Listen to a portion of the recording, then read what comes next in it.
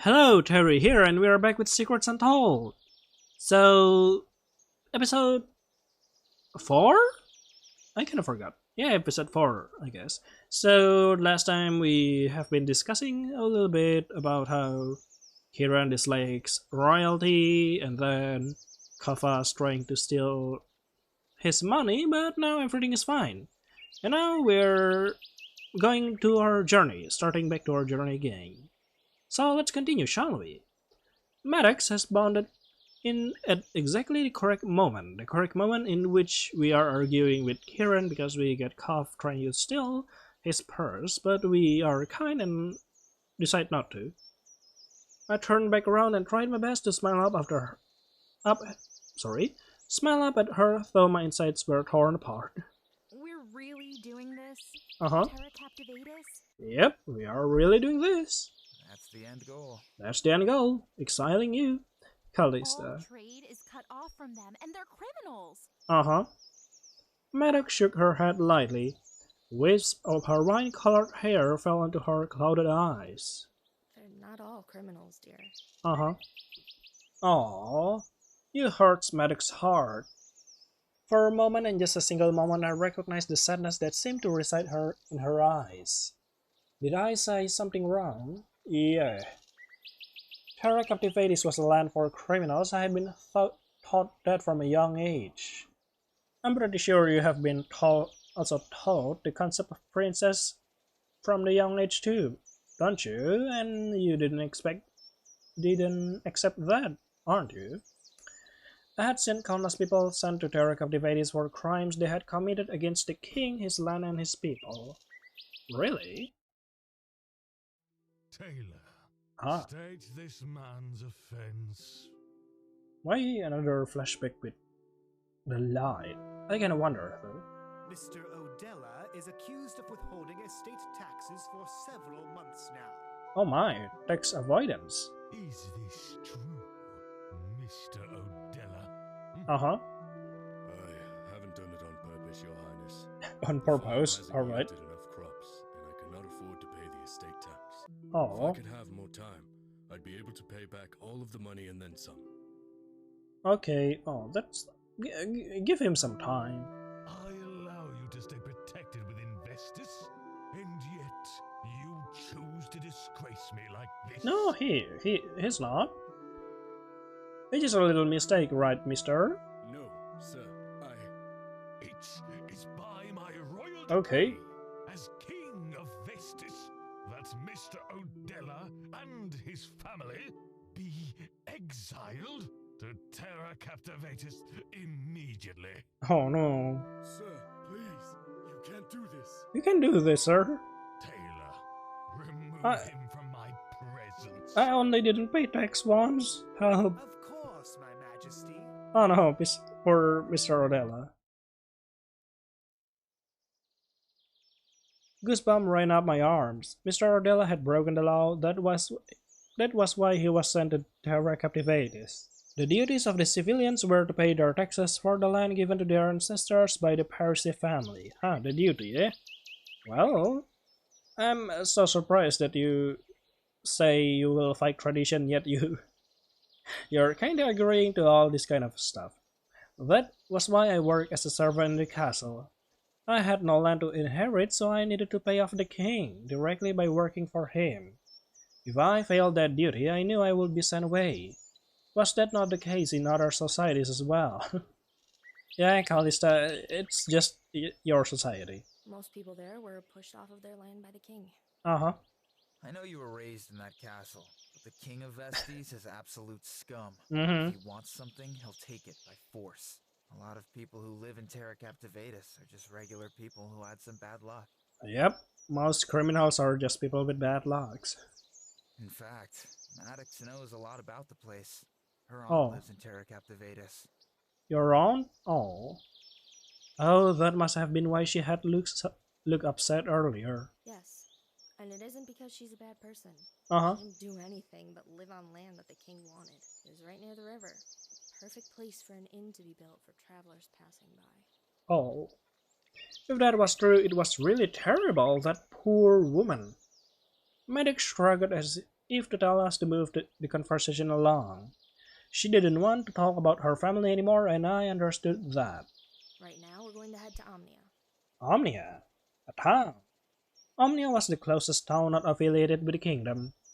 I recalled all of the boring geography lessons that Balder had to go through with his tutors. I wasn't allowed to attend such classes, but I ended up learning a lot from Balder as I helped him study for his exams. Oh, okay. Omnia was a bit away from Vessis. They didn't have any trade connection, which meant it was a good place for me to escape my past. I didn't have to go all the way to Terra Captivatis if the ruler of Omnia allowed me to stay there. I have to ask. We can go visit my contact, who will know just where to go from here. Okay. Helen? Maybe she'll let us spend the night with her. Ooh, Helen. That sounded like an amazing idea, considering staying at the contact's home might have meant sleeping in a place with 4 walls, a working toilet, and a bed. I was all for it. Come on, let's go. Let's go!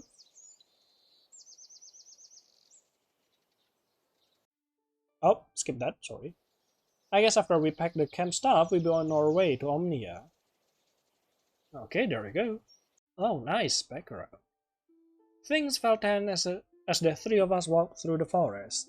I had considered myself a particularly active person, but this long trek was even a bit much for me. When I finished my work earlier in the castle, I would make up some excuse about how I was feeling sick and then sneak out to the Bell Forest. It wasn't a far journey, but I know no one would really venture out into the wilds, especially not to look for someone like me. I will spend as much time as I could exploring. I thought I saw all that nature could offer me, and yet, walking through this forest with Maddox and Kiran, I was blown away. The appearance of the trees seemed limitless, changing shape and size as we ventured further and further into the woods. I heard different songs being chirped by the birds, and I heard more than just crickets scurrying about on the ground. This was something that I had always wanted to do. I often thought how marvelous it would be to go out hand in hand with Balder as we saw what the world had to offer us. I realized quite early on that it was a silly dream. I couldn't picture Balder dirtying his coat with even the tiniest speck of mud. It was weird trying to live my life without having to worry about where I had to be and what I had to do for other people. I was living for myself now. Omnia isn't too far off, but we'll need to find a good place to settle down for the night. Okay then. It was getting pretty late and it wouldn't be too fun traveling around in complete darkness. We tried that yesterday from the castle and I had hated every second of it. Will anyone from the castle even care that I was gone? Who will do all of the menial tasks now that 2 servants were gone? Was life going to move on as normal? It probably will. For the castle? Come on. Before it gets Come too on. dark out, then we won't be able to see a thing. Okay. She flashed a smile at Kiran, but it was unlike her usual peppy one. This was a full-blown, goofy grin one she must have reserved only for him. Maddox, no. Callista won't be able to keep up. Okay then. Kiran spoke to her sternly, but Maddox seemed unbothered by his change in tone. I didn't know what he was talking about, but I was determined not to look like the princess that Kiran kept calling me. It's fine. I can do this. I want to push myself. Really? You don't even know what Maddox has planned. She wants to race. Oh no. She wants to race, oh no. And he thought I couldn't handle that. I mean, I know my stamina wasn't really up to par with theirs, but I could probably put up a good fight. Oh, no, that's not a question mark. That's an exclamation mark. You're so sure of yourself. Well, we'll see how this ends then. I don't want to be a damsel in distress. Uh-huh. I won't let you baby me. Okay. Don't take any offense to this, but Maddox and I are highly trained. Yep. You'd stand absolutely no chance. You'll be absolutely destroyed, Callista, but I want to see that. Maddox threw a thumbs up in my direction, laughing as she turned to face her friend. She winked at him, twirling slightly. Come on, golden boy. Golden boy? Absolutely not. No. Well, it wasn't up to him. I was standing by what I said. I was aiming to prove myself to the man who thought I was nothing but some girl that needed to be protected. Ha! Yeah, right. I was never treated this way in the castle by anyone, and I'd be danged if I let this stranger do it. I nodded in Maddox's direction. We were going to race with or without him. If you don't keep up, Kieran, we'll have to leave you behind. We'll have to leave you behind, Kieran. I didn't give him any chance to rebuke my statement and instead ran forward at the fastest speed I could muster. Maddox was close on my tail, laughing loudly like a child in town playing ball with her sibling. Oh. I didn't check to see if Kieran was following us, but I wasn't worried about him. In fact, I was enjoying leaving him behind in the dust. Oh, it's night. Finally, I'm exhausted. Indeed, and it's kinda spooky. Yeah, it is. Where are the other two? I threw arms in the air as I fought to catch my breath. Yeah, maybe racing Maddox really wasn't a call. She barely broke a sweat, but I had to stop several times just to rest. Every time I saw that stupid smirk on Kieran's face, I kept pushing myself to at least maintain a brisk pace. My body will definitely be sore in the morning, though. Oh, I collapsed on the ground, pulling my knees up to my chest. It was so nice to finally sit down. I stayed like this for a few moments as Kieran and Maddox began to set up their tents. Okay, they're still here. I thought they're gone. What did I tell you? Uh-huh. The red-haired menace sat down beside me, tossing some stick in front of us. You know what? Shut up. Shut up! I lowered my eyes at the male, but he was smiling at me. You really did keep up with Maddox. She was going easy Oh, on okay. you, but not by much. I'm impressed, princess. Thank you. Oh, gee, thanks. Uh-huh. You know what? Have fun doing whatever it is you're doing. Okay. I stood up and dusted myself off. For a second, I thought he was really going to give me credit for my effort. Instead, he told me that Maddox was letting me catch up with her. I meant it as a compliment. Maddox Uh-huh. is a highly trained operative. She's always going to be faster than you. You just... You just? Leave her alone. Leave her alone, see? Maddox stood between me and the seated male who seemed more than ready for her intervention. I was just trying to be nice. Uh-huh. I am in no mood right now. I really don't want to hear it. Okay then. I took the opportunity to walk away from the pair. I wasn't planning to go too far out into the forest, but just a ways away from Kieran at the very least. Thankfully, neither Kieran nor Maddox stopped me as I stalked away into the trees. It's kinda silence. But there's some music though, so it's kinda safe. There was no reason for me to get as mad at Kieran as I did. He was completely correct. I wasn't a member of Shadow like they were. I know that fact when I decided to take on Maddox's challenge. It was something that she meant, all in good fun. I wasn't upset about losing a race or Kieran comparing me to Maddox. For a split second, as Kieran called me princess, a feeling of absolute worthlessness pulsed through me and all I saw was red. Kieran didn't realize that for a long time being a princess was all I wanted. I held onto the idea of being royalty not for the fame and the fortune it would bring, but because it meant that I could be with Balder. If I was a princess, I would belong somewhere. People would want to spend time with me, and they wouldn't have to push me away when others were looking. I could have a family and maybe even some friends. There were so many times that the other royal children from all over Aurea would come and play with Balder in the courtyard of the castle. I wasn't allowed to be part of that. For a long time that was okay. I was happy hearing Balder talk to me excitedly about it.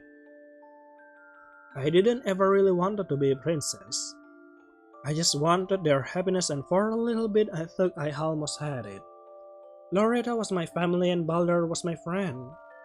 Now, I had nothing. Yep, that totally sucks. But life goes on, isn't it? Where did I belong? It wasn't with this ragtag group of mercenaries. I was someone who couldn't keep up with them. I was slowing them down just like I was doing to Balder. Oh, the tears that fell from my eyes were my cheeks. When my emotions got to be too much for me to handle, I simply curled up in Loretta's bed as she stroked my hair and told me that I was important to her. I took that for granted. I never told her how much I loved and cared for her, and it was too late. I really, truly was alone. She didn't deserve to die for someone like me. Hey, Callista. Uh-huh. Max made us some food and... And what? I quickly wiped the tears that stained my cheeks, but there was no escaping the sniffle. I didn't need him of all people hearing me cry in the middle of the forest. Are you crying? Bruh. Karen, come on, you can just pretend you doesn't hear that. I'm not. She's not. You probably don't want to talk about it. Don't talk about it, just pretend that you don't hear it. Come on, oh my god, you're so dense. You probably don't want to talk about it, huh? Yeah. No. I didn't think I'd be able to articulate myself properly. My feeling of abandonment and loneliness, they were embarrassing. What would Kiran care about them anyway? I did something? Nah, a little bit. A lot, actually. A lot of things. You're a criminal. But that's okay, Kiran. Everything's fine. Leave me alone. Yep, just leave me alone. I'm sorry for everything. My back was turned towards Kiran, but I heard no sounds of him inching closer or farther from me. He stood firmly a feet away. I tried my best to compose myself, and I hope I didn't seem as broken to him as I felt. Don't call me princess ever again. Uh-huh. Huh? Huh? I'm not a princess. Okay. A silence sat between the two of us. I let the word princess sing into the air, and I hoped it'd fly away for good. Didn't need it holding me back any longer. I'm sorry. I won't do it again. Oh, finally you apologize. Now everything's good. Thank you, Kieran. Thank you. Though the tears had stopped flowing, I still felt the sadness running through my body. That wouldn't fix the way I was feeling, but I guess it was a start. When I'm upset, I talk to the sky. It can't What? really talk back to me and tell Uh-huh. me what to do, but it feels like the stars are listening. Oh, that's beautiful. Very cool. I turned slowly to face him. Kieran didn't have a smile on his face. He looked rather serious and deep in thought. He was choosing his word carefully. I don't know what the stars do with my words, but Uh-huh. they're out there in the world. Someone, somewhere, must be listening. Okay. The two of us stared at each other, neither making any sudden movement. Talking to the star was a peculiar idea, but perhaps it had some merit. We have a lot to do tomorrow. Oh We have yeah, to get up Maddox. bright and early, so don't be up too late. Okay. Okay, Mom. We'll go to sleep. Kieran and I looked up to see Maddox standing by a tree. Kieran nodded and stepped away from me. We exchanged no more words as he left me alone. I wasn't ready to go back and face the two of them. I also know realistically that I couldn't sleep having so much weighing heavily on my chest. Speaking to the stars, was that such a bad idea? Could be. Who knows?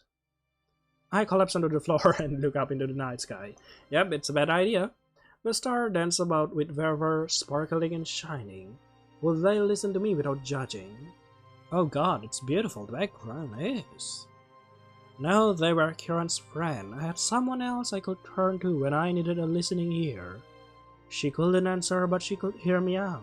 You made me feel like I mattered. Oh, I Loretta. could do anything I put my mind to. Uh-huh. You cared if I got into dangerous situations, and you cared what I was thinking about. You made me feel like I was normal, Oh. even just for a little bit. So, thank you for that. Yep. And I know it's unfair of me to leave you with this thought, but I truly do love you. You saved me. Uh-huh.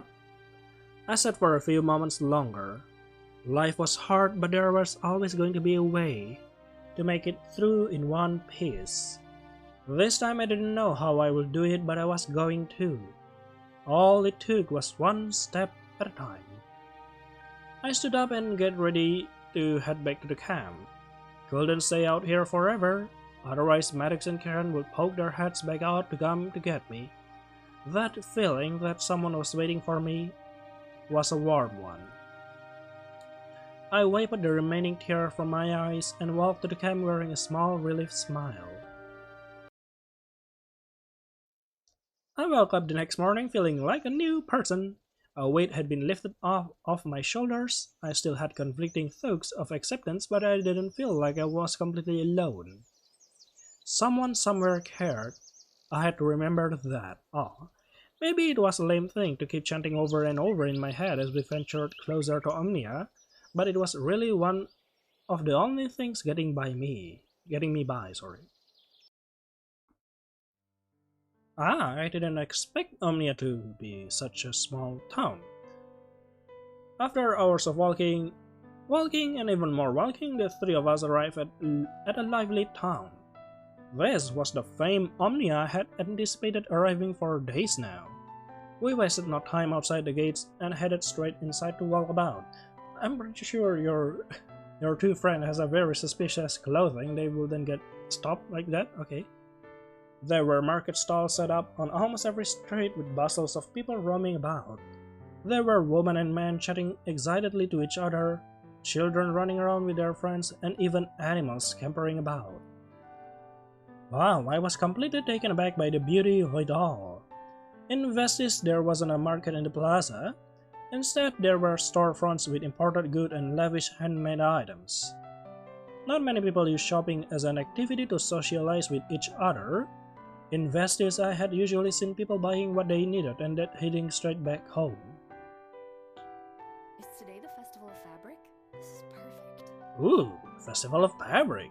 Perfect. Why? She flashed her big white teeth at me like I was supposed to rejoice or something. I didn't really understand what she was talking about though. Are we going to steal some fabric?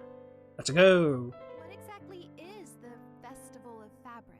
Yeah, what exactly it is? Tradesmen from all over the kingdom come and trade fabric and Ah. garments. I assume the king has his own seamstress living at the castle. Oh, yeah, she's dead. Yeah, I was one of those. Oh, okay, it's you. Though I wasn't as good as Loretta was. Oh, okay, it was Loretta too. I was entrusted with sewing small holes and buttons that had fallen off coats. Everyone at the castle wore stuffy outfits though. I love to see what other people were creating besides overcoats and long skirts. That's really amazing. Uh-huh. I clapped my hands together excitedly. I was getting the opportunity to see what so many different places had to offer. It just reminded me that the world was a much bigger place than Vestis alone. I thought when Maddox say seamstress you were going to have a rapid flashback to a few years back then, but no. Nice. Kieran can take you to the market while I go see my contact. Okay. You could use a new outfit. Oh yeah, a new outfit. Let's go. Option for me to decline. No. He raised one of his brows before letting out a heavy sigh. Honestly, I didn't want to travel around with Kieran either. Things between us were still a bit rocky despite our moment underneath the stars. Aren't you going to escape? Are you going to do it or not? Do I have to go with Kieran? Yeah, Mom, do I have to go with Kieran? Kieran placed his hand on his hips and looked at Maddox expectantly. I clasped my hand together and tried to purse my lips. My charms and Kieran's disinterest did little to sway her though. Yes. Yes? It was a simple response that Kieran didn't bother arguing against. I had noticed in the short time that we had spent together as unlikely trio, Kieran would always listen to Maddox's warning about teasing me, her advice to go to bed and well, everything else. She was a motherly figure, yep, I was correct about the mother part, the mom part, and Kieran obeyed dutifully. Similarly, if Kieran had voiced an opinion to her, she would listen intently to every word he had to say. Nothing she had done seemed to be without careful consideration of how it would affect her partner. A pang of jealousy settled in my stomach. I would have loved to have that relationship with someone. Oh, okay. Let's just get this over with then. Come on. Come on, Callista. Yes. It took everything in me not to groan outwardly. I had a bad feeling that this was going to be turned into a babysitting job for Kieran. I could ditch the angry male somewhere in the crowd and solve both our problems of not wanting to be with the other person. This was my chance of executing the great escape plan I had made in my head. Yeah, I was asking about that a few moments ago. I was definitely going to get out of this Terra Captivated trip and leave the two best friends to their regularly scheduled lives. Maddox looked at me apologetically, but I just smiled reassuringly at her. Kieran's sour attitude today wouldn't bring me down.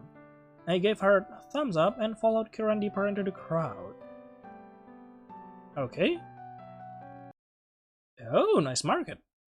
I had never really had the opportunity to do anything more than look at clothes like this. Clothes people wear simply because they like the way they look. I received old and worn clothes for some of the older servants. There wasn't really anything wrong with my clothes, of course, but being able to switch it up was a nice luxury to have, Are indeed. you looking for something specific? No, I had to give Kieran credit. I could see the growing impatience on his face the farther into the market we traveled. Yet he kept his cool and tried to be as helpful as possible. Something I can walk around in. Uh-huh. Pants, maybe? Would that be alright? Why do you ask him? That's not him to decide. Why are you asking my permission? See? You can get whatever you like. Uh-huh, there you go. It was a stupid habit of mine. If I had one to walk around Vestas with pants on, I'd be skewered with degrading looks. Oh, that's why. I forget that the rest of the world wasn't so uptight. Yeah, it's just Vestas being idiot. At the first stall in the aisle we walked down, there was an enchanting woman. She beckoned towards Kieran and I, leaning over the table in a sultry manner. I tried my best to ignore her. I looked to Kieran to see if he was interested in her attention, but he seemed just as annoyed with her flirtatious looks as he was with having to accompany me. Well, look what we have here. Uh-huh. Hello, handsome. Are you looking to spice up your look? I need my parents. Nope, can't say that I am. Uh-huh. Focus on her. Focus on her. He motioned to me with his head, completely dismissing the woman's word. The woman seemed undeterred. She was on the prowl for an unsuspecting customer. I couldn't help but gulp audibly. Say, how do you feel about selling that Uh-huh. amulet of No, yours? I wouldn't. It's quite beautiful. I'll give you a good price. Better yet, Uh-huh. I can get you some new clothes that are a little less drab. Are you an assassin or something? She grabbed at my shirt sleeve and then dropped it as if even being near the brown cotton was too unbearable for her. I shook my head, attitude of the woman aside. Selling my amulet was definitely out of the question. I couldn't lose it. There has to be a price you part with it for. Oh, Name it. name it? No. She already said no. Uh-huh. Callista, come on. We're going to bring our business elsewhere. Yep, let's go. Karen turned away from the stall and began walking away. The woman grabbed my shoulder, yanking me towards her before I could even attempt to follow him. I'm sorry, but I need that amulet. It is one of a kind. Ah. I've never seen anything like it. So you are indeed an assassin. Like a flash of lightning, Kiram grabbed hold of the woman's arm and twisted it behind her back. She let out a cry of pain. What was so special about my necklace that people seemed to draw to it? Someone please! What? A thief! She stole my necklace! Bruh? The woman screamed at the top of her lungs, thrashing about in Karen's arm as if she was some kind of small animal trapped in a cage. I'm not a thief! You're the thief, woman! People around us began to shriek and holler as if Kieran was holding them all at knife point. Kieran gazed fixated on the woman with an intense glare. For a moment I really did think he attacked her or worse. I thought about stepping in between Kieran and the merchant, but when I looked up into those unrecognizable angry eyes of his, I noticed they were glistening red. I had never seen anything like it before in my life. Kieran! Glistening red? What do you mean? It was like the male hadn't even heard my words at all. He was focused on the woman who had wronged him and I. The merchant lady let out a whimper, but Kieran made no movement to release her. A small blaze began to run up her right arm. The people around us were shouting indignantly as the woman was burning. He's a monster! He's trying to kill me! Well, that's the way to die. I couldn't bear to hear anymore. This woman, though a crook, was right. Kieran was a monster. A red-eyed, fire-breathing monster. I wasn't going to stick around to see what else he had in store for the angry townspeople. What if I got caught in the crossfire as well? I took off from the scene of the crime as fast as I could and didn't look back. Okay, off we go. I took into an alley a few streets up from where the festival was set up. Kieran wouldn't be happy, but this was the mess he had made all on his own. Well, that was interesting, but I think I have to end the video right here because it's been around 30 minutes. So, well, this is getting more interesting. Kieran can do magic stuff?